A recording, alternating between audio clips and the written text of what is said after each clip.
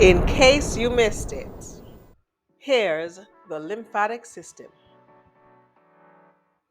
The objectives covered in this video are from the CSEC syllabus. We know that all living things are made up of cells, and a group of identical cells form a tissue. Within every organ, there are several different types of tissues. Between each cell is what we call an intracellular space.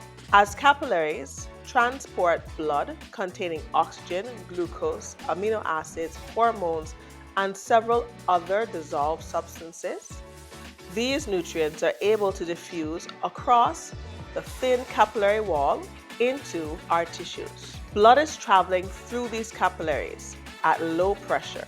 The capillaries have a very narrow lumen. This blood exits the capillaries and enters the intracellular spaces. State the name of the process that moves nutrients across the capillary wall. Pause the video, type your answer in the comments below. Now, list the features of the capillary which make it a suitable place for diffusion to occur. Type your response in the comments as well.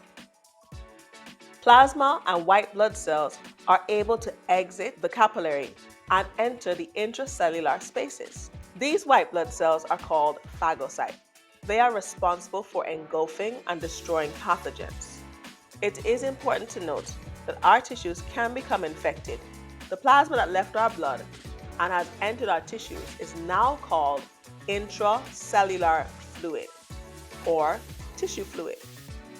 This tissue fluid washes over our cells, allowing nutrients and oxygen to diffuse into the cells.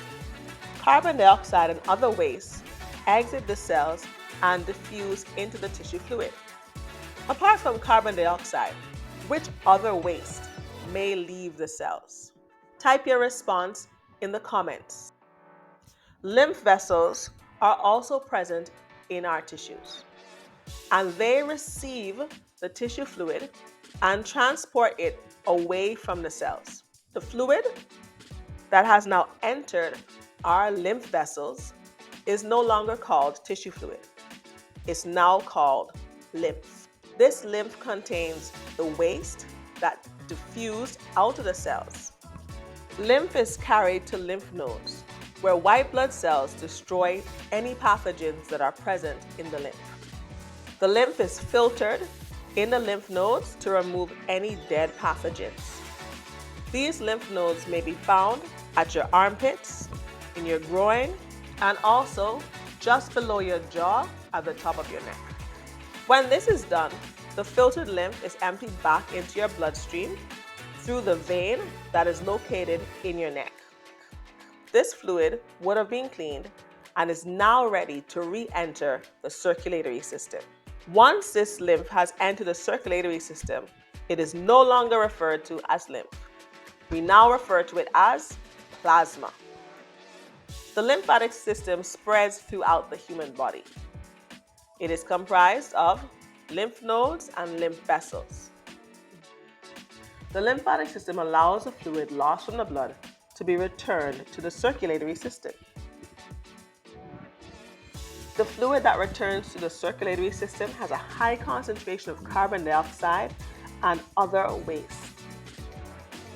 This fluid, called plasma, will be circulated throughout the body. The excretory organs of the body will now remove these wastes. And that's a wrap. Like, subscribe, and share this video. Don't forget to leave comments.